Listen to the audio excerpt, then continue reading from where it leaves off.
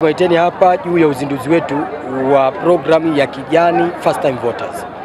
Na Kijani First Time Voter hii sio programu mpya, bali huu ni muendelezo wa programu yetu ile ya mwanzo iliyokuwa ikiitwa Kijana na Kijani. Na kampeni yetu hiyo ilikuwa na kauli mbiu inasema tunazima zote tunawasha kijani. Kampeni ambayo tuliizindua pale Dar es Salaam, tukaenda Pemba, tukaenda na Unguja. Kwa hiyo huu ni muendelezo wa ile kampeni ya Kijana na Kijani. Sema kwa kuwa tumelitarget ama tumelikusudia kundi maalum la vijana, lakini sio tu kundi maalum la vijana, bali tumekusudia kundi maalum la vijana kwa wale ambao watakuwa mara yao ya mwanzo wanapiga kura. Ndio maana tukaita Kijani First Time Voters.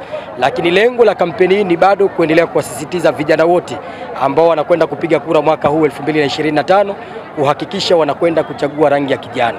Na tumetumia rangi ya kijani ili iweze kubeba mantiki na dhima na dhamira ya viongozi wetu wote wanaokwenda kugombea katika mwaka huu 2025.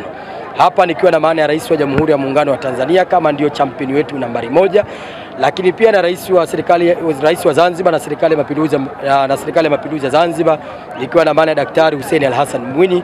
Pia tukiwa na maana kampeni hii imelenga kuenda kuwaombea kura waheshimiwa wabunge katika majimbo yote watakaotokana na Chama cha Mapinduzi, lakini pia sambamba na hao waheshimiwa wawakilishi kwa kule kwa upande wa Zanzibar na madiwani kwa upande wa Tanzania nzima. Kwa hiyo ndio lengo kubwa la Kijani First Time Voters.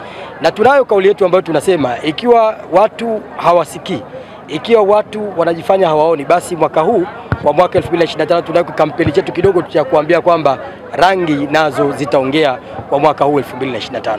Kwa msingi huo, hiyo ndio dhamira kubwa ya Kijani First Time Voters. Labda niweke vizuri kwamba kampeni hii kama nilivyoeleza hapo mwanzo ni muendelezo wa kampeni ya Kijana na Kijani yenye dhamira ya kuendelea kuwahimiza vijana kujitokeza kwenda kukichagua Chama cha Mapinduzi. Na sababu kubwa iliyotufanya kuambia watoke waende wakachague Chama cha Mapinduzi kwa sababu ya utekelezaji mkubwa wa ilani ya Chama cha Mapinduzi. Lakini ukienda katika ilani ya Chama cha Mapinduzi yako mambo mengi makubwa yamefanywa kwa ajili tu ya vijana. Ukiangalia mikopo ya halmashauri, mikopo 30% ile tunaita local content. Ukirudi katika ujenzi wa shule hizi nikiwa na maana kuanzia elimu ya msingi mpaka elimu ya juu, lakini ukijumlisha na elimu bure, hii yote inakwenda kuwanufaisha vijana.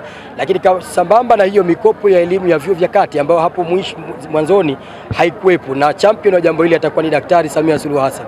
Kama hilo halitoshi, ujenzi wa miundombinu ambao vijana itawezesha kusafirisha mazao kutoka sehemu moja na kwenda sehemu nyingine.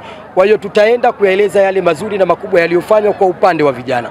Hiko ndio kikubwa ambacho tukitumia katika kuwashawishi vijana hususan wanaopiga kura kwa mara ya mwanzo.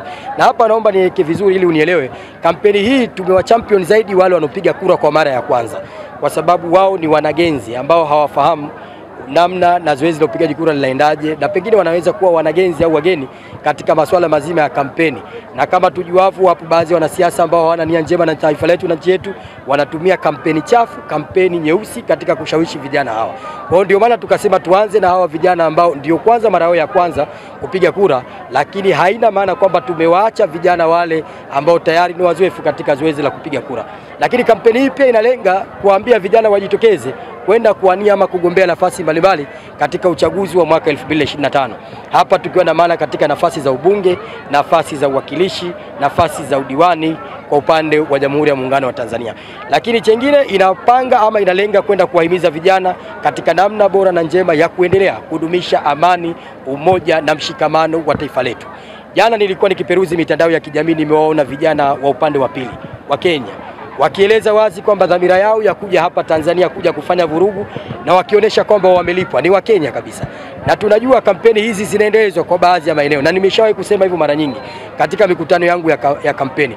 Kwa hiyo kampeni yetu bado pia inalenga kwenda kutoa elimu kwa vijana, kwa sababu ndio kundi lenye nguvu, wasije wakatumika vibaya na wanasiasa wenye propaganda nyeusi katika kuwajaza majungu, katika kuwajaza fitina, katika kuwajaza chuki kwa taifa lao na nchi yao ya Jamhuri ya Muungano wa Tanzania. Uzuri taifa letu la Tanzania linalindwa na katiba, linalindwa na sheria.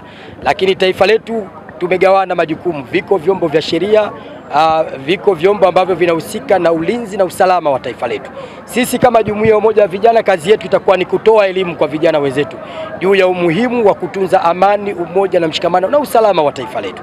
Lakini tutoe rai na tutoe wito kwa vyombo vya ulinzi na usalama, kwa sababu wao ndio tuliowapa jukumu hili la kikatiba na kisheria ya taifa letu, kwamba watusaidie kuhakikisha mipaka yetu inaendelea kuwa salama, lakini watusaidie Watanzania wenzetu, hususan vijana wa Kitanzania wanaendelea kubaki salama, lakini watusaidie Jamhuri hii ya Muungano wa Tanzania kwa ujumla inabaki kuwa salama kwa manufaa mazima ya Watanzania kwa ujumla.